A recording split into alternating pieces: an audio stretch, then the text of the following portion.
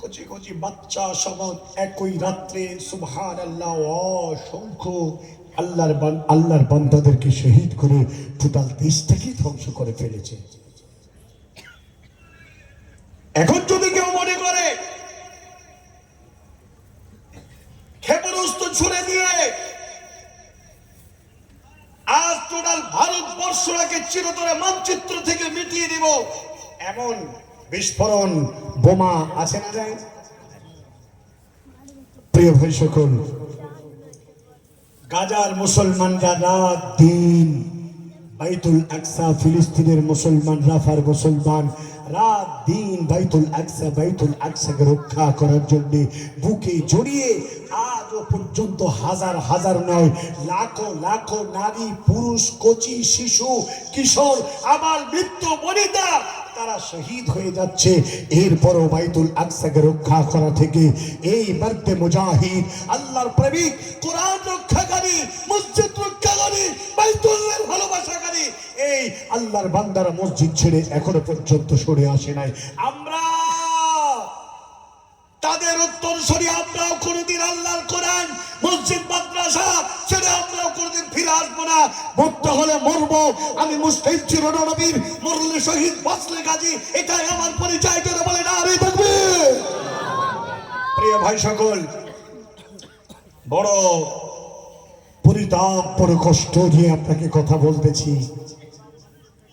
জার্মানিতে যারা প্রশিক্ষণ নিতে গেল 1925 সালে মহারাষ্ট্রের নাগপুরের মোহিতপাড়াতে, যে সংগঠনের ভিত্তি স্থাপন করলো, তারা বলেছিল জার্মানির হিটলারকে, ও মহাশয়, আপনার পদ্ধতি আমরা শিখতে চাই।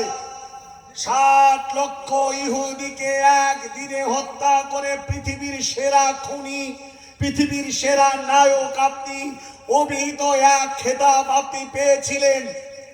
আমরা ভারতবর্ষে এই পদ্ধতিতে, একই সিদ্ধান্তে, একই প্রসেসে আমরা মুসলিমদেরকে নিধন করে আমরাও আমাদের দেশটাকে আমাদের ধর্মের অনুকূলে আনতে চাই। নাগপুরের মোহিতপাড়া জননী মা আপনাদের শোনা দরকার। সেখান থেকে তারা কয়েক বছর প্রশিক্ষণ নিয়ে আসার পরে 1925 সালে নাগপুরের মোহিতপাড়াতে যে সংগঠন জন্ম দিল, এই সংগঠনটার নাম আমরা সকলেই জানি, বলার আর কোনো প্রয়োজন নেই। 100 বছরের টার্গেট। আজ আল্লাহ বলেছেন কোরআনুল কারীমের মধ্যে, ইসলামের দুশ্মন হলো দুটি, একটা হলো ইহুদি আর একটা হলো নাসারা। যারা ইসরায়েলের মুসলমানদেরকে হত্যা করছে তাদের নাম কি? যারা বলেন না গো, ইহুদি। আরো যারা বলেন ইহুদি। ভারতবর্ষে ইহুদির অপর নাম হলো ব্রাহ্মণ। আজ এই কয়েক পার্সেন্ট ব্রাহ্মণরা হিন্দু, মুসলিম, জৈন, খ্রিস্টান, মূলনিবাসী, শিডিউল কাস্ট, শিডিউল ট্রাইব, আরো যারা আছে ডি গ্রুপের যারা জাত আছে, এখান থেকে তাদেরকে বহিষ্কার করে দিবে। আর তারা এই দেশটাকে পরিষ্কার করে নির্মূল করবে। শুধু শিরোনামে নাম রেখেছে মুসলমানদেরকে দেশে রাখা যাবে না। আসলে মুসলমানদেরকে শুধু রাখবে না তা নয়, ছোট জাত, হিন্দু, মূল নিবাসী, এই সমস্ত এদের কেউ তারা রাখবে না। এই দেশটাকে তাদের নিজের মাথা হাতে রাখবে। আর সারা পৃথিবীতে তারা একমাত্র ভারতবর্ষে রাজত্ব করবে। এই প্ল্যান পরিকল্পনায় 100 বছরের টার্গেট নিল। 100 বছরের টার্গেট নিয়ে ভারতবর্ষের মুসলিম নিধনের প্ল্যান নিয়ে এলো। 1925 সাল থেকে শুরু করে 2025 সাল 26 পর্যন্ত পূর্ণ হলে সেটা হবে 100 বছর। নাকি মনে করেন আপনারা?